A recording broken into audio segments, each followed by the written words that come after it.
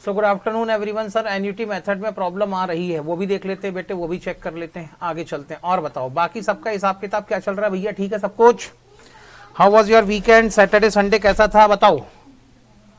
Saturday Sunday sir को 2 दिन बाद ऑनलाइन प्रणाम। बेटे आपको भी 2 दिन बाद ऑनलाइन नमस्कार, बहुत बहुत नमस्कार। कौन? अनमोल।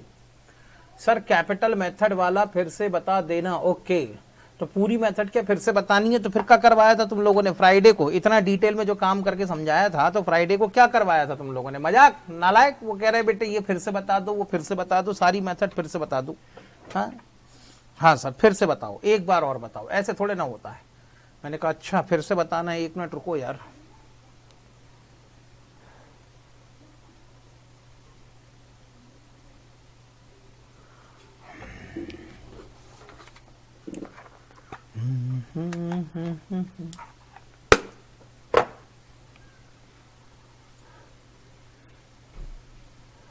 आगे चलते हैं, ठीक है सर। सर कल से आपका ही लेक्चर देख रहा हूं, आप ही चल रहे आंखों के सामने। क्या बात है, मेरा कौन सा लेक्चर देख रहा था भाई? आओ आगे चले। क्वेश्चन नंबर 1 मैंने होमवर्क में दिया था, आओ बेटे जल्दी से इसको क्रॉस चेक करें। Lee and Lawson are in equal partnership. Equal partnership का मतलब प्रॉफिट शेयरिंग रेशियो इन दोनों के बीच में 1:1।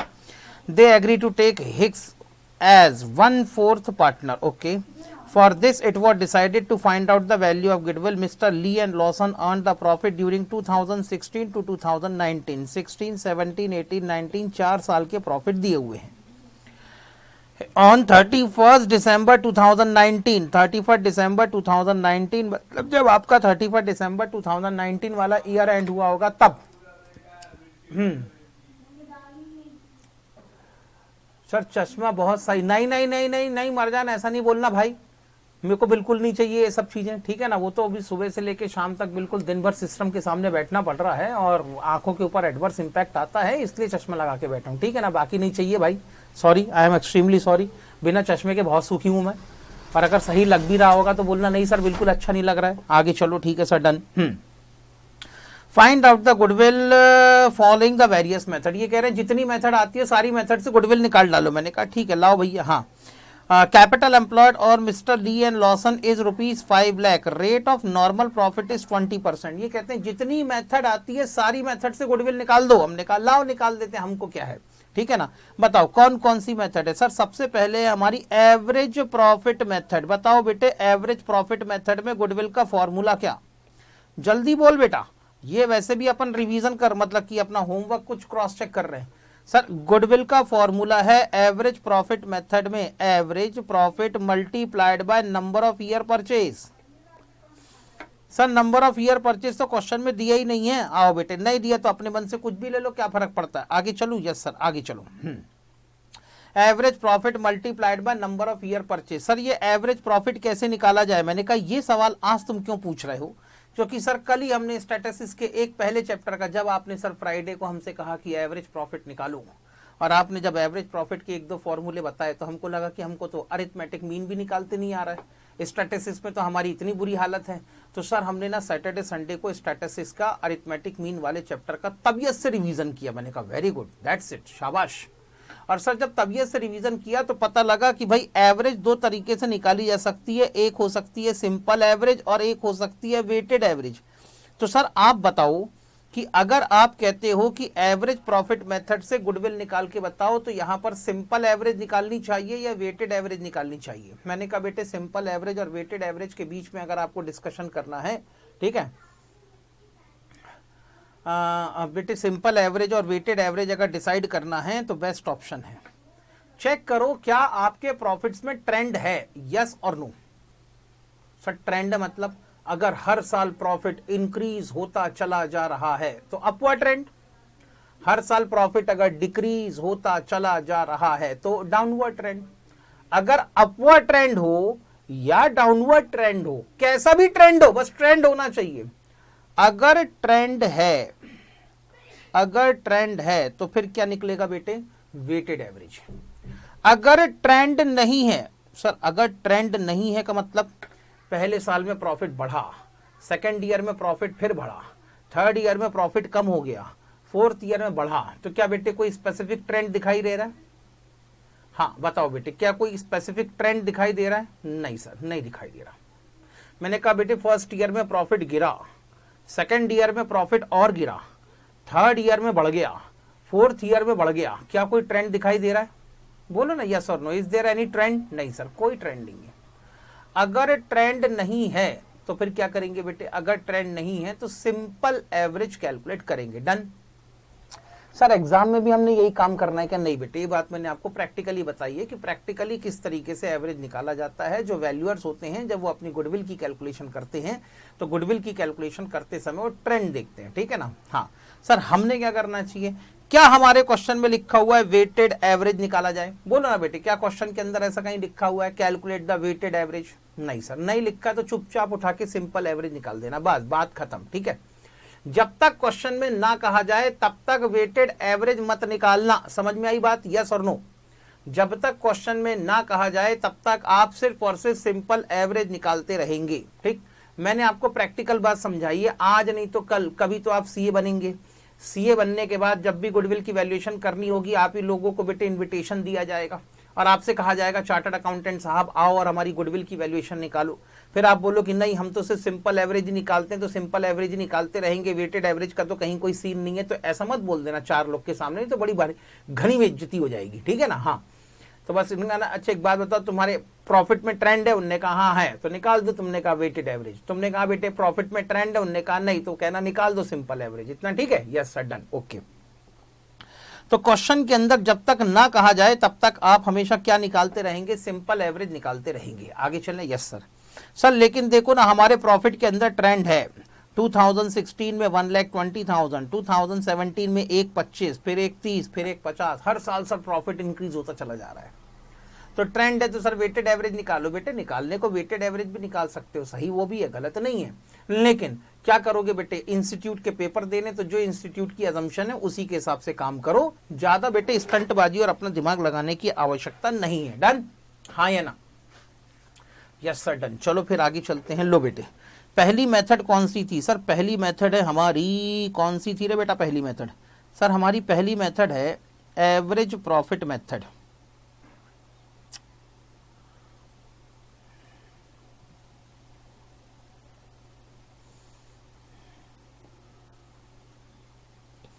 ये क्या हो गया? तो मैं पहली बार देख रहा हूँ।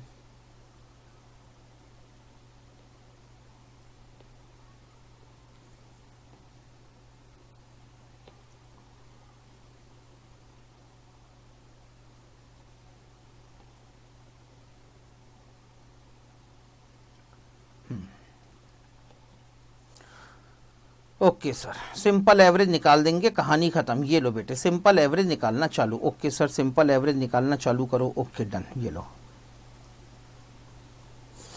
लो बेटे, तुम्हारा क्वेश्चन क्या कहता है ये बताओ। यार इसका बड़ा नहीं होता क्या साइज? साइज बड़ा हो जाए तो मजा आ जाए। नहीं सर, नहीं होता, फालतू स्टंटबाजी आप भी मत करो। कहाँ है गुडविल? अरे फाइल ही बंद हो गई क्या? ए भगवान, कहाँ है? ये रही गुडविल की फाइल, इसी को यहीं से ओपन कर लो। बेकार है, चुपचाप जैसा चल रहा है वैसे चलाओ। सिंपल एवरेज के हिसाब से निकाला जाए। लो बेटे, पहली मेथड कौन सी होगी? पहली मेथड होगी बेटे average profit method. Average profit method में अगर इस क्वेश्चन को सिंपल एवरेज के बेसिस पे कैलकुलेट किया जाए तो 4 साल का सिंपल एवरेज कैलकुलेट करो। फर्स्ट ईयर का प्रॉफिट था 1,20,000, सेकेंड ईयर के लिए 1,25,000, थर्ड ईयर के लिए 1,30,000 और फोर्थ ईयर के लिए 1,50,000। इसको अगर डिवाइडेड बाय कर दिया जाए 4 तो आ जाएगा average profit multiplied by sir number of year purchase question में नहीं दिए हैं, ठीक है ना। तो बेटे नंबर ऑफ ईयर, अभी ये क्या हो गया?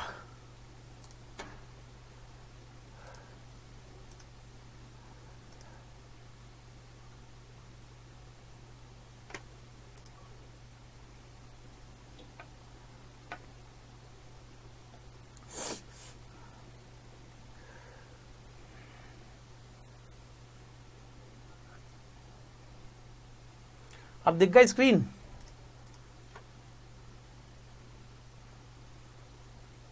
आगे चलते हैं, ठीक है। Okay sir, done. बेटे मरजान आप कह रहे हो कि सर 1 या 2 मैराथन ले लीजिए प्लीज, प्लान करें। बेटे मैंने पहले से प्लान करके रखा हुआ था, लेकिन अपनी एक आदत है मरजान। देखो क्या होता है, कभी भी याद रखना लाइफ में, या तो बेटे टीचर क्लास को चला ले और या तो स्टूडेंट क्लास को चला लें। दो में से कोई एक ही चीज हो सकती है, कहीं ना कहीं तो कांस्टेंट करना पड़ेगा कि नहीं। तो मैंने तो पहले से मैराथन प्लान कर रखे थे, बस मेरे इन्वेंट्री वाला टॉपिक खत्म होता और बेटे मैं पार्टनरशिप को 2 मैराथन लेके खत्म कर देता। लेकिन सबने कहा नहीं नहीं सर, पहले पार्टनरशिप, उससे 15-20 नंबर की वेटेज है, ऐसा है वैसा है, ये है वो है। बेटे मैसेज कर करके बेटे पागल कर दिया सवेरे शाम, रात को सोनी, रात को 12 बजे टिंग टोंग वैसे ही बज रहे थे, सर पार्टनरशिप ले लो, पार्टनरशिप ले लो, पार्टनरशिप ले लो। तो मैंने कहा चलो भाई पहले पार्टनरशिप ही ले लेते हैं, ठीक है ना। तो अब बेटे अब बात आ गई, इससे पता चलता है कि यहां पर कुल मिला के आपका कहना ये है कि सर हम जो बोल रहे हैं हमारे हिसाब से चलो। तो मैंने कहा ठीक है चलो भाई, मैं तुम्हारे हिसाब से चल लेता हूँ। उसके बाद sir number of year purchase question में दिए नहीं है, तो नॉर्मली क्या होता है। हाँ बेटे आपने नहीं किया था, लेकिन बाकी दूसरों ने तो किया था। हाँ sir number of year purchase नहीं है तो क्या होता है, तो नॉर्मली क्या होता है, जितने साल की एवरेज निकाली जाती है ना, जैसे आप 4 ईयर के लिए एवरेज निकाल रहे हैं तो 4/2 ले लिया जाता है और 2 ईयर परचेज को या 2 साल को नंबर ऑफ ईयर परचेज मान लिया जाता है।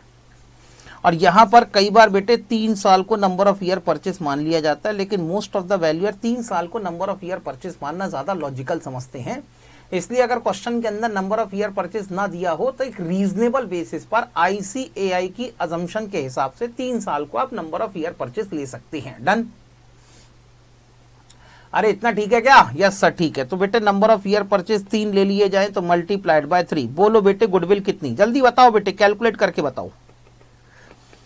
अब बेटे बाकी चीजों से ध्यान हटाओ, सिर्फ और सिर्फ गुडविल के कैलकुलेशन पे ध्यान लगाओ। शायद बेटे आंसर जल्दी जल्दी दोगे तो चैप्टर जल्दी जल्दी खत्म भी हो जाएगा।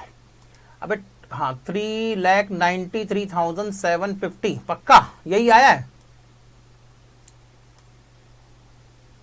हाँ बेटे जब भी क्वेश्चन के अंदर नंबर ऑफ ईयर परचेज ना दिया हो और अगर आपको एवरेज प्रॉफिट मेथड से या सुपर प्रॉफिट मेथड से गुडविल निकालनी हो, तब उस कंडीशन में नंबर ऑफ ईयर परचेज आप यहां पर 3 साल ले सकते हैं। 1,30,000 plus 1,50,000 is equal to 5,25,000 divided by 4 into 3 is equal to 3,93,750। ये लो बेटे ये आ गई तुम्हारी गुडविल 3,93,750। यहां पर क्या निकाला था सर, यहां पर हमने कैलकुलेट करी थी सिंपल एवरेज।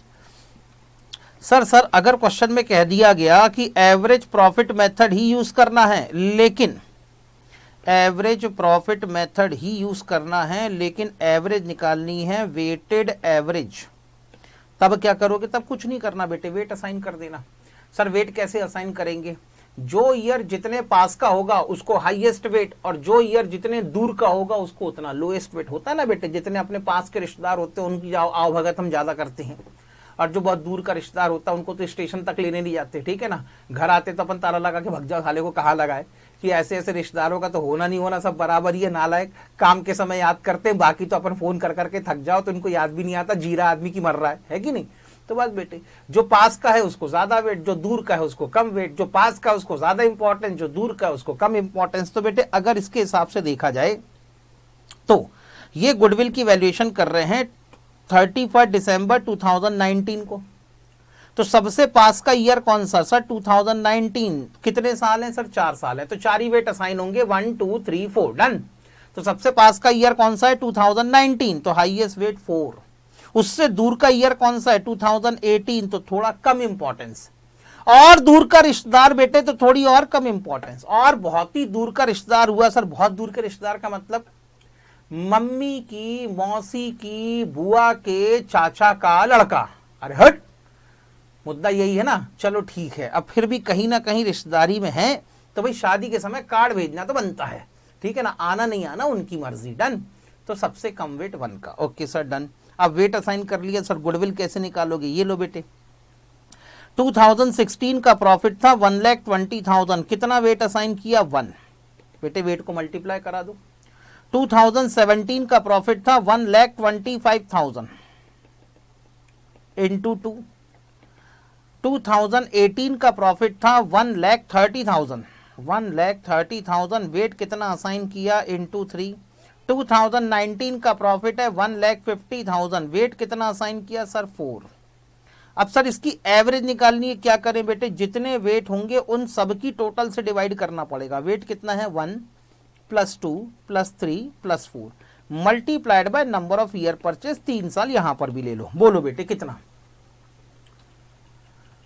बोलो बेटे। सर आप ही निकालो, ऐसे थोड़ा ना होता, क्वेश्चन सॉल्व कर रहे हो आप। इंटू 1 इज इक्वल टू 1,20,000, इसको बेटे डालो m प्लस में। Okay sir done.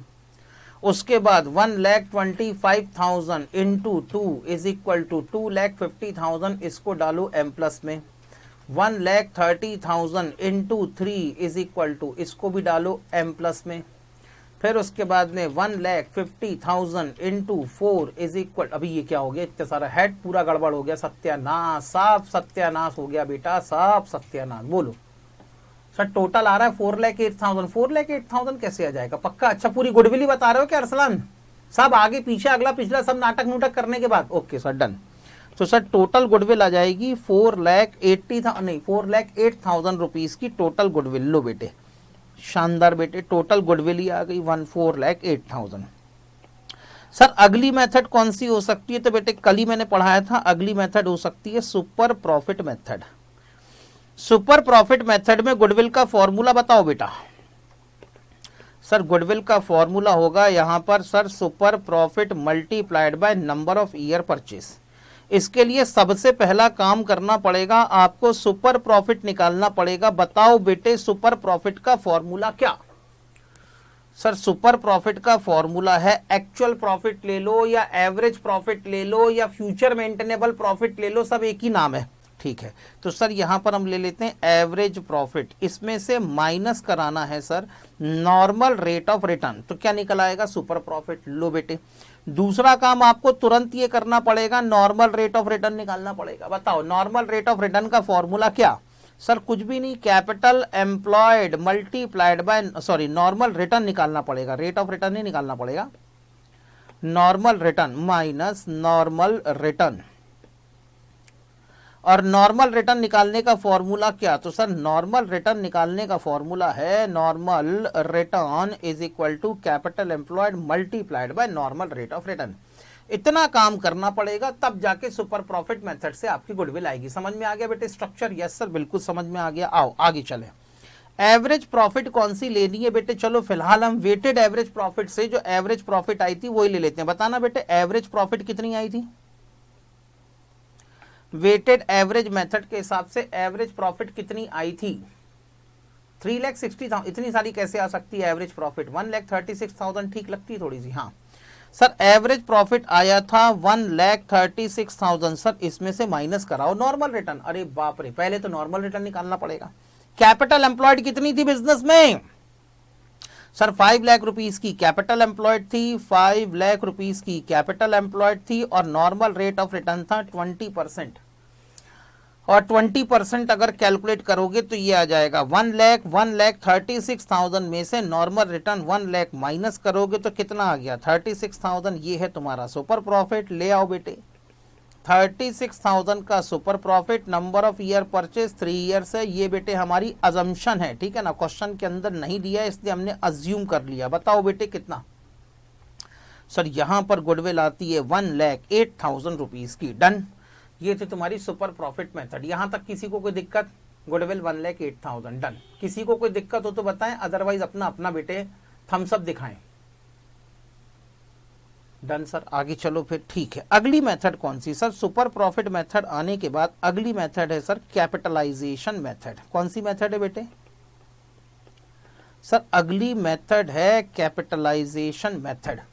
Capitalisation method में कल ही बेटे मैंने आपको एक गुडविल का फॉर्मूला बताया था। गुडविल का फॉर्मूला क्या था? सर गुडविल का फॉर्मूला था या तो एक्चुअल प्रॉफिट ले लिया जाए या तो एवरेज प्रॉफिट ले लिया जाए और इसे डिवाइडेड, नहीं या तो नहीं, sorry super profit, actual profit ले लिया जाए या एक्चुअल प्रॉफिट ले लिया जाए या एवरेज प्रॉफिट ले लिया जाए या तो फिर फ्यूचर मेंटेनेबल प्रॉफिट ले लिया जाए। इसमें से नॉर्मल प्रॉफिट को माइनस करवा दिया जाए तो मिलेगा सुपर प्रॉफिट। और super profit divided by number of, sorry super profit divided by normal rate of return करवा दिया जाए। हाँ क्यों और कब लगाते हैं? जब क्वेश्चन में लिखा होता है अरुण कुमार तभी लगाते हैं, अपने मन से कभी भी कैपिटलाइजेशन मेथड नहीं लगाते। पहले सवाल का जवाब, ठीक है ना। हाँ आगे चलते हैं। और क्या सर कैपिटलाइजेशन मेथड के बारे में एक बार डिटेल में बता दो सर, क्यों और कब लगाते हैं? क्यों बेटे? तब जब क्वेश्चन के अंदर नंबर ऑफ ईयर परचेज नहीं दिए होते और बिना नंबर ऑफ ईयर परचेज के अगर आपको गुडविल निकालनी हो तब एक तो यहाँ पर कैपिटलाइजेशन मेथड लगाते हैं, ठीक है ना। दो कंडीशन है कैपिटलाइजेशन मेथड को लगाने की। पहले फॉर्मूला लिख देता हूँ उसके बाद बताता हूँ। तो बेटे फॉर्मूला होना चाहिए super profit divided by normal rate of return. अभी अभी किसी ने पूछा कि कब लगाते हैं, when to apply, when to apply. बेटे हालांकि हमारे इसका व्हेन टू अप्लाई वाला जो डिस्कशन है ये बेटे हमारे सिलेबस से इसका कोई लेना देना नहीं है, क्योंकि इससे रिलेटेड कोई क्वेश्चन एग्जाम में नहीं आने वाला। पहला, when number of year purchase is not given in question. अगर बेटे यहां पर क्वेश्चन के अंदर नंबर ऑफ ईयर परचेज ना दिया हो तब, या तो फिर और दूसरी condition, if number of year purchase is equal to infinity. अगर number of year purchase infinitely large हो जाए तब आप यहां पर कैपिटलाइजेशन मेथड लगाएंगे। तो फिर कैपिटलाइजेशन मेथड लगाने के लिए क्या चाहिए सर? सबसे पहले चाहिए सुपर प्रॉफिट। अभी अभी निकाला था, कितना आया था सुपर प्रॉफिट बेटा? सर ये आया था 36,000। ये लो बेटे 36,000 divided by normal rate of return. Question में कितना दिया हुआ है? 20%। बोलो बेटे कितना? बोलो बेटे कितना?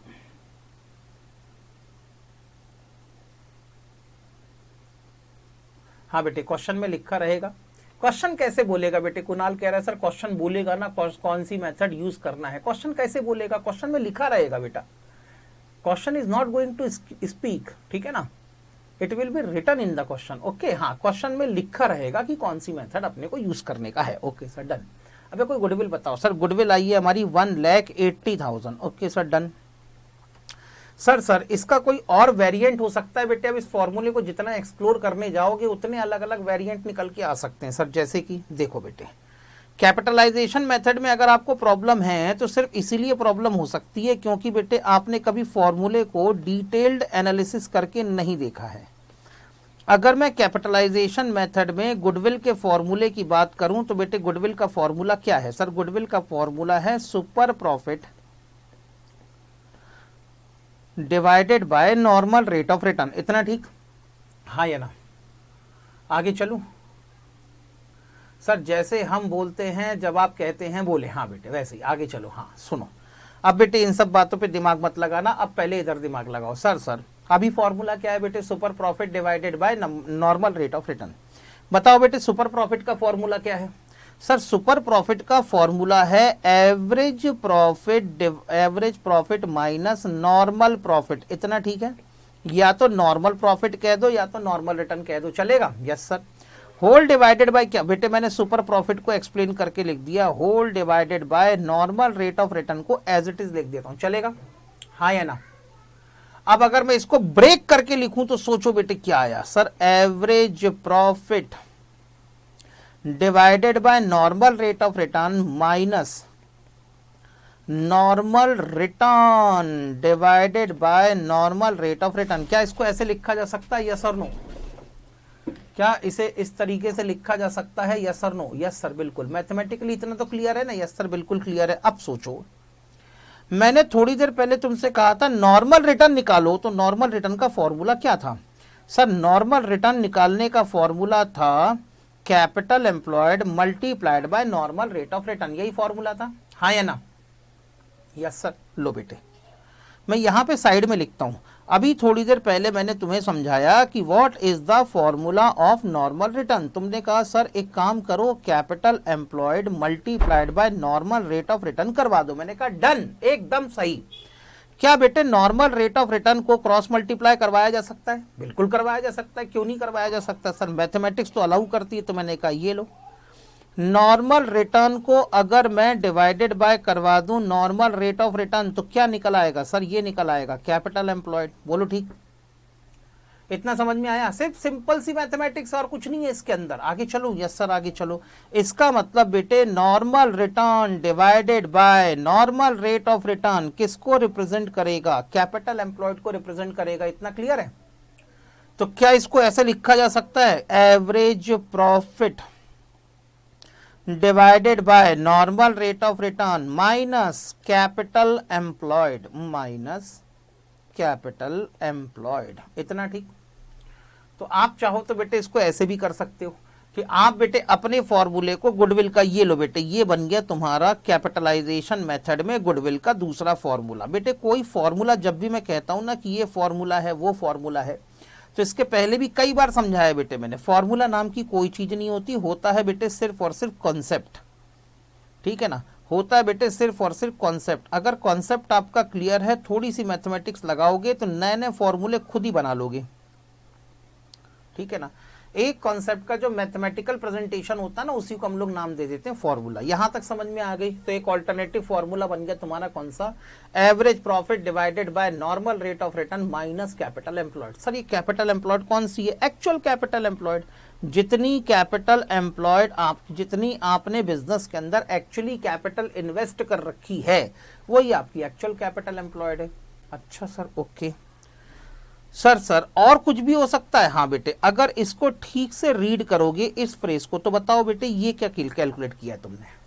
मैं किसकी बात कर रहा हूं बेटे? मैं सिर्फ और सिर्फ इस फ्रेज की बात कर रहा हूं। असल में होता ये, हम फॉर्मूला लगाते तो हैं, हम फॉर्मूला लिखते तो हैं, लेकिन फॉर्मूले को हम ठीक तरीके से पढ़ना नहीं जानते। We don't know how to read the formula. और जब हम किसी फॉर्मूले को ठीक तरीके से रीड नहीं करते हैं, तब उस कंडीशन में वो फॉर्मूला हमारे कभी पल्ले पड़ता ही नहीं। अब बेटे तुमने यहां पे क्या कैलकुलेट किया है? Average profit divided by normal rate of return. Sir हमको क्या पता हमने क्या कैलकुलेट किया? तो सुनो मैं बताता हूं। मैं आपसे एक सिंपल सा क्वेश्चन पूछता हूं, उसका आंसर देना है आपने बस। Okay sir, done. मैंने कहा एक बात बताओ, अगर तुमने बैंक से लोन लिया होगा 1,00,000 रुपए का, और बैंक के लोन पे रेट ऑफ इंटरेस्ट है 10%, तो क्या तुम बता सकते हो बेटे एक साल का इंटरेस्ट कितना लगेगा? Interest for 1 year. क्या तुम बता सकते हो बेटे एक साल का इंटरेस्ट कितना लगेगा? सर इंटरेस्ट लगेगा 10,000 रुपीज का। कैसे निकाला ये 10,000, ये बताओ। कैसे निकाला ये 10,000, ये बताओ। सर उसमें क्या है, बड़ा सिंपल है। मैंने कहा तो बताओ ना, इतना सिंपल है तो समझाओ। सर 10,000 निकालने में कौन सी बड़ी बात है? ये लो सर, हमने कैलकुलेट किया 1,00,000 रुपीज का लोन है इनटू रेट ऑफ इंटरेस्ट 10%। ऐसे ही किया ना तुमने? यस सर, बिल्कुल ऐसे ही किया। तो मैंने कहा बेटे यहां पर आपने लोन के अमाउंट में रेट ऑफ इंटरेस्ट को मल्टीप्लाई किया तो इंटरेस्ट कैलकुलेट हुआ। अब मैंने कहा सिचुएशन बदल देता हूं। आप सभी ने मुझे 1,00,000 रुपए उधार दिए हैं। Everybody from all of you, जितने लोग मेरे सामने बैठे सबने बेटे मुझे 1,00,000 रुपए उधार दिए हैं। And all of you are going to take the interest at the rate of 10% from me. तो बताओ बेटे हर किसी की एक साल की इनकम कितनी? बताओ ना बेटे, हर किसी की एक साल की इनकम कितनी? सर हमारी हर किसी की इनकम एक साल की सर 1,000 रुपए की, 10,000 रुपए की। मैंने कहा क्यों भैया क्यों? बताओ ना बेटे क्यों 10,000 रुपए की है? सर 10,000 रुपए की इसीलिए है क्योंकि अगर हमने आपको 1,00,000 रुपए उधार दिए हैं तो आप हर साल हमें इंटरेस्ट के नाम पे 10,000 रुपीज वापस करोगे। मैंने कहा बात तो सही है। तो ऐसी कंडीशन में आपने क्या किया? आपने जितना मुझे पैसे उधार दिया ये है बेटे आपका इन्वेस्टमेंट। बोलो ठीक। Whatever the loan has been provided to me that is your investment. और इन्वेस्टमेंट में जो भी रेट ऑफ रिटर्न होता है अगर मल्टीप्लाई कर दिया जाए तो तुम्हें क्या मिलेगा? रिटर्न मिल जाएगा। बोलो हाँ या ना।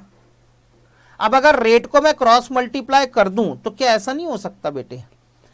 अब अगर बेटे यही सवाल, चलो क्रॉस मल्टीप्लाई बाद में करेंगे, मैं तुमसे दूसरा सवाल पूछता हूं। अब बेटे मैं इसी को दूसरे तरीके से पूछूंगा सिर्फ, बाकी क्वेश्चन सेम रहेगा। आप बेटे इनकम कमाना चाहते हैं 10,000 रुपीज की, आपकी एक्सपेक्टेड इनकम कितनी है?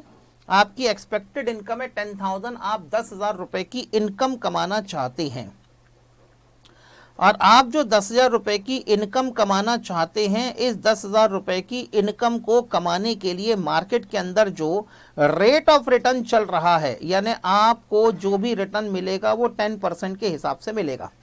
तो क्या आप बता सकते हैं कि अगर आपको हर साल 10,000 रुपए की इनकम कमानी है और रेट ऑफ रिटर्न अगर 10% चल रहा होगा तो कितने रुपए का इन्वेस्टमेंट करना पड़ेगा आपको? बताओ ना कितने रुपए का इन्वेस्टमेंट करना पड़ेगा? Arafat 1 lakh, Anmol 1 lakh, Riya 1 lakh, Ushmita 10,000 divided by 10%। Yes, 1 lakh रुपए का इन्वेस्टमेंट करना पड़ेगा। और बताओ बेटे तुमने इन्वेस्टमेंट कैसे निकाला? सर हमने कुछ नहीं किया, जितनी हमारी एक्सपेक्टेड इनकम थी, एक्सपेक्टेड इनकम को डिवाइडेड बाय 10% करवा दिया। इससे आ गई हमारी इन्वेस्टमेंट की वैल्यू। तो सोचो, पहले आपके पास में इन्वेस्टमेंट की वैल्यू थी, इन्वेस्टमेंट की वैल्यू में रेट ऑफ इंटरेस्ट मल्टीप्लाई करा के आपने क्या कैलकुलेट किया? रिटर्न कैलकुलेट किया, यानी you are suppose to calculate the income. लेकिन अगली स्टेप में आपने क्या किया? आपने अपनी इनकम को रेट ऑफ रिटर्न से डिवाइड करवा दिया। इसको कहते हैं बेटे कैपिटलाइज करवाना। कैपिटलाइज करवाना सर क्यों कहते हैं इसको? हम लोग बेटे कहते हैं कैपिटलाइजेशन। सर इसको कैपिटलाइजेशन क्यों कहते हैं?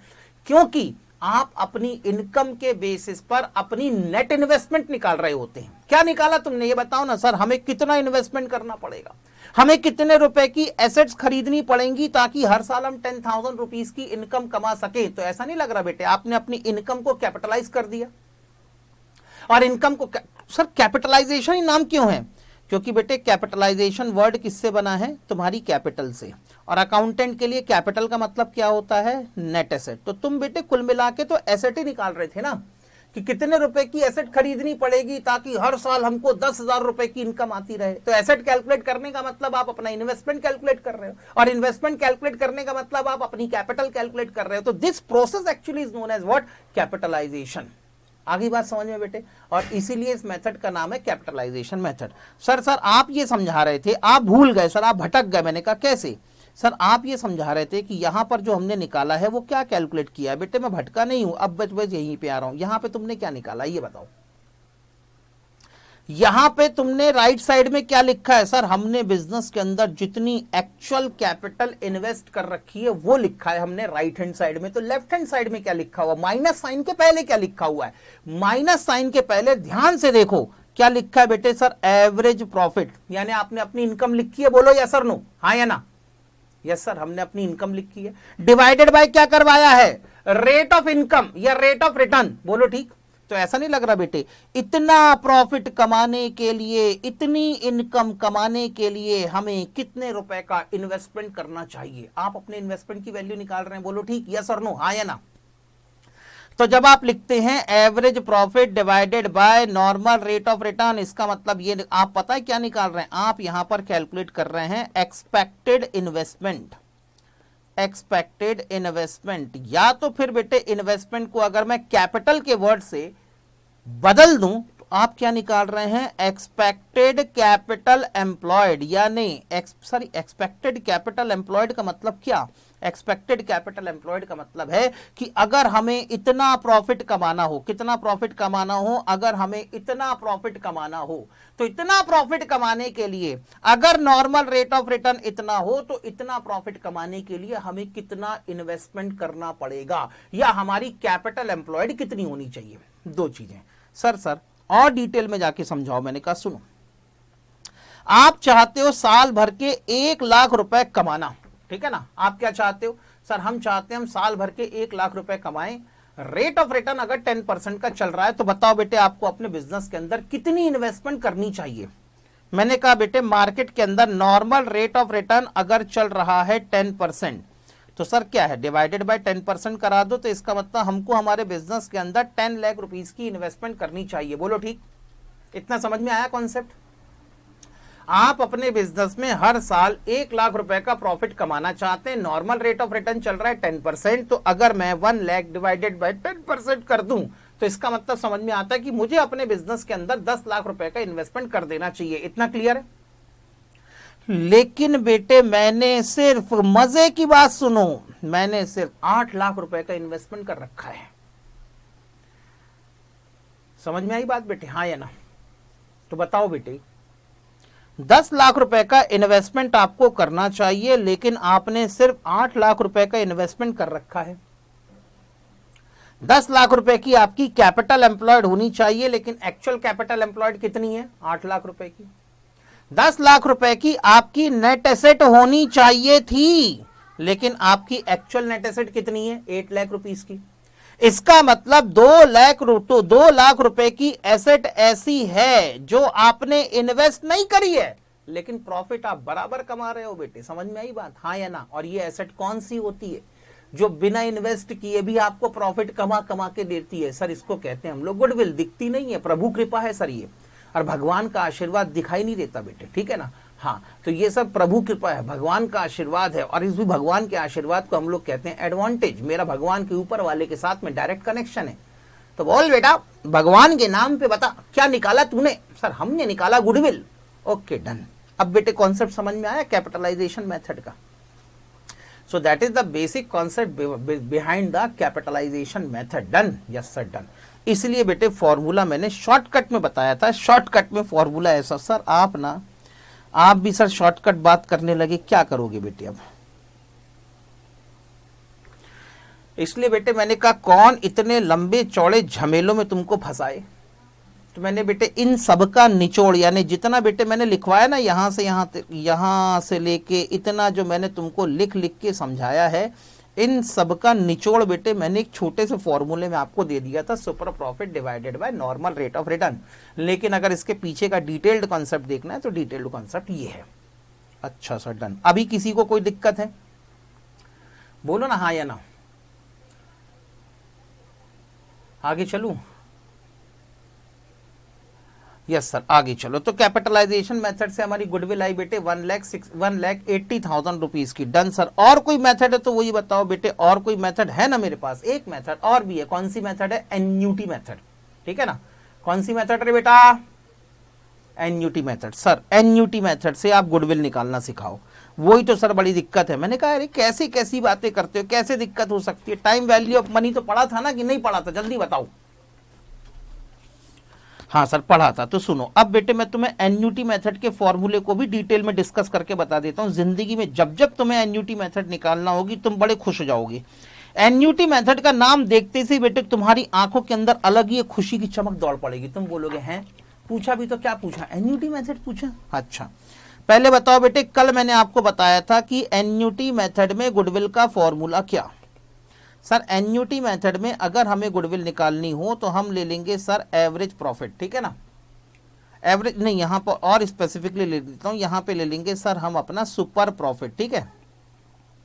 हम ले लेंगे अपना super profit multiplied by present value annuity factor eight the rate of certain percentage for x number of year. हाँ सर ये क्या क्या लिख दिया आपने? सुनो सब समझाता हूं बेटे। अब तुम्हें फॉर्मूला ही समझ में नहीं आया तो अब और एक कदम आगे जाना पड़ेगा। Super profit into present value, interest factor नहीं बेटे, अनमोल आपके में आई आ गया है, आई नहीं आएगा। प्रेजेंट वैल्यू एन्यूटी फैक्टर ए आएगा। प्रेजेंट वैल्यू आपने जो लिखा है ना वो लिखा है present value interest factor of annuity. Interest factor नहीं चाहिए मुझे, एन्यूटी फैक्टर चाहिए। सर दोनों तो एक ही होता है ना, बस यही तो गलती कर दी बेटे, दोनों कभी एक जैसा नहीं होते। आगे चलूं हाँ या ना? सर इस फॉर्मूले का बेसिक समझाओ पहले तो। सर इसमें से इंस्टीट्यूट की फेवरेट मेथड कौन सी है बेटे? इसमें से इंस्टीट्यूट की फेवरेट मेथड है सुपर प्रॉफिट मेथड। उतनी भी पढ़ ली तो भी तुम्हारा काम चल जाएगा। सर तो फिर सुपर प्रॉफिट मेथड समझा समझो के बात को खत्म करूं, लेकिन बेटे यही वाला चैप्टर दोबारा फिर से आएगा। सर कहाँ? सीए फाइनल में। और सीए फाइनल में बेटे वहां पर उनका ऑटोमेटिकली फेवरेट मेथड पता है कौन सी हो जाएगी? कैपिटलाइजेशन मेथड और एन्युटी मेथड, ठीक? आगे चलते। सुनो पहले एक बात बताओ, तुम्हें कितने साल के प्रॉफिट दिए हुए क्वेश्चन के अंदर? अब एन्युटी मेथड को डिटेल में समझना ही है तो अब तुमको मैं डिटेल में ही समझा देता हूं। बताओ कितने साल के प्रॉफिट दिए हुए? सर 4 साल के। कौन कौन से? सर 2016, 17, 18 और 19। ये है बेटे आपका 2016, 2017, 2018, 2019। और बेटे एट द एंड ऑफ 2019 आप अपनी गुडविल का कैलकुलेशन कर रहे हैं। इतना क्लियर है? 2016 में आपका प्रॉफिट था 1,20,000, 2017 में आपका प्रॉफिट है 1,25,000, 2018 का प्रॉफिट है 1,30,000, 2019 का प्रॉफिट है 1,50,000, ठीक? आपने कहा भैया देखो अगर number of year purchase 3 years की है, मैं फिर से बता रहा हूं, नंबर ऑफ ईयर परचेस अगर 3 इयर्स की है तो आपने कहा कि हम पास्ट में जितना प्रॉफिट कमा रहे थे इतना ही प्रॉफिट हम अगले 3 साल तक कमाते रहेंगे। इसका मतलब आपको पास्ट के प्रॉफिट में कोई इंटरेस्ट नहीं है, आपको प्रॉफिट कौन सा चाहिए? फ्यूचर का। कौन सा प्रॉफिट चाहिए?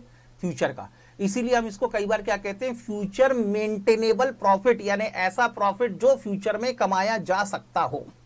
अब सर फ्यूचर का प्रॉफिट निकालें तो निकाले कैसे? मैंने कहा एक काम करो, पास्ट के प्रॉफिट की एवरेज निकाल लो। एवरेज प्रॉफिट कितना आया था? 1,08,000 आया था शायद, है ना? वेटेड एवरेज निकाल लो, सिंपल एवरेज निकाल लो, जो निकालना। मैं वेटेड एवरेज लेके चल रहा हूं, तो बताओ बेटे वेटेड एवरेज कितनी आई थी? 1,08,000 ही आई थी ना? हाँ सर। तो बेटे मैंने कहा कि यहां पर इसकी एवरेज आई 1,08,000 रुपीज की। क्या आ गई बेटे? एवरेज 1,08,000। अब आपने कह दिया कि अगले साल यानी 2020 में भी हम कितना प्रॉफिट कमाएंगे? 1,08,000 का प्रॉफिट कमाएंगे। 2021 में भी हम 1,08,000 का प्रॉफिट कमाएंगे। 2022 में भी हम 1,08,000 का प्रॉफिट कमाएंगे। ये है गुडविल के पीछे का कॉन्सेप्ट, ठीक। एवरेज प्रॉफिट ये निकाल लिया आपने, एवरेज प्रॉफिट। Yes sir. मैंने कहा बेटे एक बात बताओ, सुपर प्रॉफिट कितना आया था? सर एवरेज प्रॉफिट में से ना हमने नॉर्मल रिटर्न माइनस कर दिया तो सुपर प्रॉफिट भी आ गया। मैंने कहा ठीक है, चलो नॉर्मल रिटर्न बताओ कितना आया था? बोलो बेटे नॉर्मल रिटर्न बस 8,000 का आया था। नॉर्मल रिटर्न 1,00,000 रुपए का आया था। अच्छा सर, नॉर्मल रिटर्न आया था हमारा 1,00,000 रुपए का। चलो बेटे 1,00,000 रुपए और माइनस करवा देता हूं, तो सुपर प्रॉफिट कितना आ गया? 8,000। नहीं ना, 8,000 नहीं आया था सर, ये तो 4,08,000 था ना। वही तो पूछ रहा हूं बेटे, कौन सा कितना था, मेरे को थोड़े ना पता।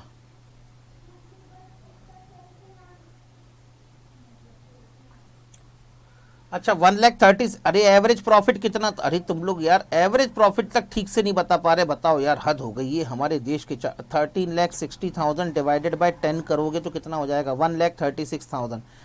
मेरे देश के चार्टर्ड अकाउंटेंट, तुम तो बेटे अपनी क्लाइंट की लुटिया डुबा दोगे ऐसे में। 1,36,000 ये लो बेटे। तो आपका यहाँ पर सुपर प्रॉफिट आ गया 36,000। अब आपने कहना शुरू कर दिया कि हम अपनी एडवांटेज के कारण, सिर्फ और सिर्फ एडवांटेज के कारण, सिर्फ और सिर्फ अपनी गुडविल के कारण 2021 में 36,000, 20 में 36,000, 2021 में 36,000 और 2022 में 36,000 कमाएंगे। इतना क्लियर? हाँ वो ठीक है, सब हो गया, सब क्लाइंट भी। हाँ आगे चलें? Yes sir. यहां तक तो बात समझ में आ गई। नहीं तो पहले ही काम कर रहे थे, कोई नया काम तो है नहीं। तो आपने सुपर प्रॉफिट मेथड में कहा कि भैया अगले 3 साल तक हम 36,000, 36,000, 36,000 कमाएंगे। तो तीनों को मल्टीप्लाई कर दिया तो आपने कह दिया गुडविल कितनी? 1,08,000। अरुण बेटे 1,36,000 काहे के बताएं आपने? एवरेज प्रॉफिट तो लिख दिया ना। अरे बेटे मेरे को सुपर प्रॉफिट चाहिए मालिक, सुपर प्रॉफिट मालिक, मेरे को सुपर प्रॉफिट चाहिए, एवरेज प्रॉफिट नहीं चाहिए। ओके आगे चलूं? हाँ सर आगे चलते हैं। दो बेटे, लेकिन मैंने एक बात बताओ, आराम से सोच के बताना। ये 36,000 का प्रॉफिट कब कमाया sir? Eight the end of 2022। ये 36,000 का प्रॉफिट कब कमाया sir? Eight the end of 2021। ये 36,000 का प्रॉफिट कब कमाया sir? Eight the end of 2020। इतना क्लियर है? हाँ या ना? लेकिन बेटे बताओ, ये जो 36,000 का प्रॉफिट मैंने कमाया है एट द एंड ऑफ 2020, अगर मुझे आज का मतलब जिस दिन मैं अपनी गुडविल कैलकुलेट कर रहा हूं, उस दिन की अगर मुझे वैल्यू चाहिए तो मैं क्या करूं?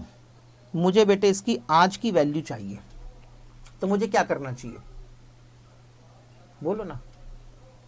ये प्रॉफिट मैं अर्न करने वाला हूं eight the end of first year, और मुझे इसकी आज की वैल्यू चाहिए है। तो आज की वैल्यू मैं कैसे निकालूं? सर प्रेजेंट वैल्यू निकाल दो, बात खत्म। मैंने कहा ठीक है बिल्कुल। लो बेटे बताओ प्रेजेंट वैल्यू कैसे निकालोगे फिर?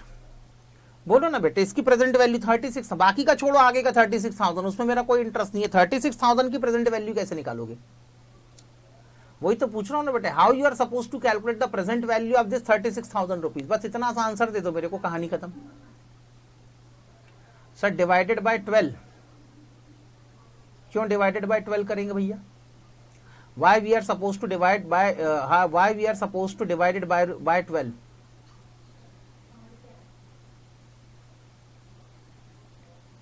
लो बेटे मैं सबको अनम्यूट कर रहा हूं, अगर कोई बोल के जवाब देना चाहे तो बोल के भी जवाब दे सकता है। बताओ क्या करना चाहिए मुझे इसकी प्रेजेंट वैल्यू?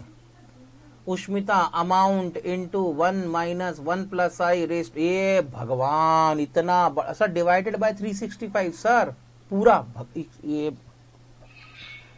माँ कसम बेटे इतना लंबा चौड़ा काम करोगे ना तो तुमने क्या पढ़ा फिर टाइम वैल्यू ऑफ मनी में, मेरे को तो ये समझ में नहीं आ रहा।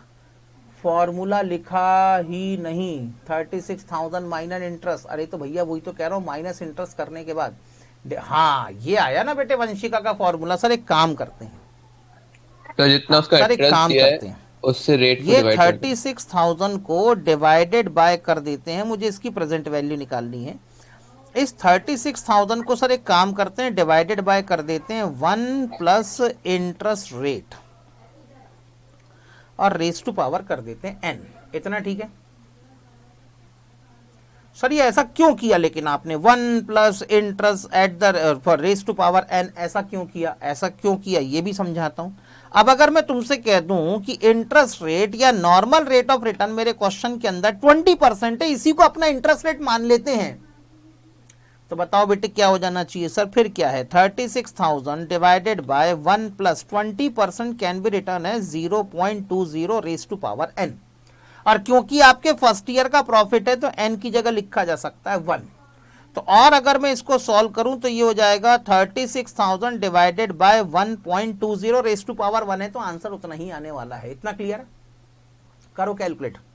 36,000 डिवाइडेड बाय 1.20 बताना कितना होता है? 30,000।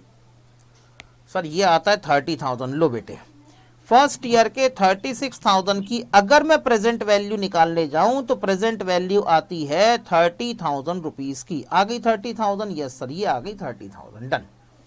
अब बेटे मैंने कहा वैसे ही ना अब तुम सेकेंड ईयर के 36,000 की प्रेजेंट वैल्यू निकाल के बताओ कितनी आती है।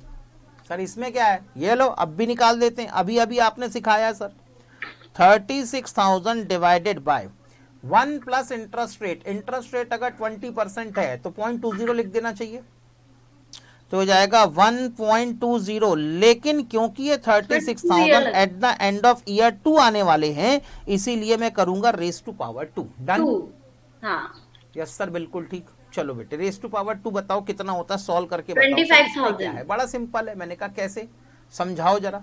सर बड़ा सिंपल है सर, बोल तो रहे हैं आपको बड़ा सिंपल है। मैंने कहा कैसे? सर देखो 36,000 divided by 1.20 is equal to 30,000 और डिवाइडेड बाय 1.20 एक बार और करने का तो कितना आ गया? 25,000। ये लो सर इसकी प्रेजेंट वैल्यू आ गई 25,000। डन? मैंने कहा अभी बेटे इस थर्ड ईयर के एंड में जो 36,000 तुम कमाने वाले हो इसकी प्रेजेंट वैल्यू बताओ। सर उसमें कौन सी बड़ी बात है? ये लो 36,000 डिवाइडेड बाय 1.20 और ये 1 साल 2 साल 3 साल के आखिरी में कमाने वाला प्रॉफिट है, इसलिए रेस टू पावर 3 कर देंगे। सर निकालेंगे कैसे? बड़ा सिंपल है, 36,000 डिवाइडेड बाय 1.20 ये आ गई बेटे 1 साल डिवाइडेड बाय 1.20। ये अरे यार ये क्या हो गया, 36,000 डिवाइडेड बाय 1.20 1 साल डिवाइडेड बाय 1.20 2 साल डिवाइडेड बाय 1.20 3 साल। ये लो बेटे 20,833। तो बेटे तुमने क्या निकाली? सर हमने फ्यूचर में जो प्रॉफिट हम कमा सकते हैं उन सबकी प्रेजेंट वैल्यू निकाल ली। बोलो ठीक हाँ या ना? मैंने कहा जितनी तुमने प्रेजेंट वैल्यू निकाली है ना उसको ऐड करा दो। सर पहले की प्रेजेंट वैल्यू 30,000, दूसरे की प्रेजेंट वैल्यू 25,000, तीसरे की प्रेजेंट वैल्यू 20,833। ऐड करना कितना होता है? 30,000 प्लस 25,000 प्लस 20,833। सर ये आ गई 75,833 और यही है तुम्हारी गुडविल है। सर इसमें तो सिर्फ आपने प्रेजेंट वैल्यू निकाली, ना कहीं एन्यूटी फैक्टर आया, ना कुछ आया, ना कुछ आया, और आप कह रहे हो गुडविल आ गई। कैसी कैसी बातें करते सर, आप बेवकूफ बना रहे हो। अब आप बच्चों को ना बेवकूफ बना रहे हो। मैंने कहा नहीं बेटे कैसी कैसी बातें करते हो, क्या मेरे अंदर इतनी हिम्मत है कि भगवान के प्रतिरूप बच्चों को बेवकूफ बनाया जा सकता है? नहीं सर बिल्कुल इतनी हिम्मत नहीं है। तो मैंने कहा सुनो ध्यान से, फिर सर कैसे निकाला समझाओ। बेटे पहले बताओ 30,000 कैसे निकाला। सर हमने किया था 36,000 divided by 1.20 raise to power 1। ये 25,000 कैसे निकाला? Sir 36,000 divided by 1.20 raise to power 2। ये 20,833 कैसे निकाला? Sir 36,000 divided by 1.20 raise to power 3 और बाद में आपने सबको प्लस कराया। यहां तक क्लियर है? जिन जिन को एन्यूटी मेथड समझ में नहीं आई बेटे उनके लिए मैं इतना डिटेल में जा रहा हूं, अदरवाइज इतना डिटेल में जाने की कोई आवश्यकता है नहीं। 12th क्लास के अंदर आप ऑलरेडी वैसे भी देख ही चुके हैं, मल्टीप्लाइड बाय एन्यूटी फैक्टर जो क्वेश्चन में दिया होगा, मल्टीप्लाई करवा देना, कहानी खत्म। इतना 2 लाइन में खोल के भी कहानी खत्म हो सकती है। आगे चलो सर। बेटे मैं इनमें से ना कोई एक कॉमन फैक्टर निकालना चाहता हूं, तो बताओ क्या कॉमन फैक्टर निकलेगा? 1.20 कैसे कॉमन फैक्टर निकल जाएगा? 36,000 कॉमन फैक्टर निकलेगा। ये देखो न्यूमरेटर में 36,000, न्यूमरेटर में 36,000, न्यूमरेटर में 36,000। तो अगर मुझे कोई कॉमन फैक्टर निकालना हो तो 36,000 का कॉमन फैक्टर निकल आएगा, हाँ या ना? हाँ सर निकल आएगा, बिल्कुल ठीक।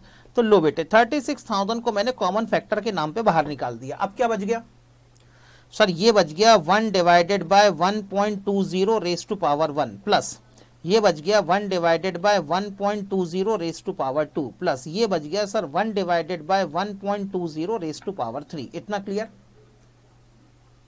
चलो बेटे 1 डिवाइडेड बाय 1.20 की वैल्यू बताओ sir. 1 divided by 1.20 is equal to 0.833। मैं 3 डिजिट तक क्लियर हूंगा, ठीक है? Okay sir done.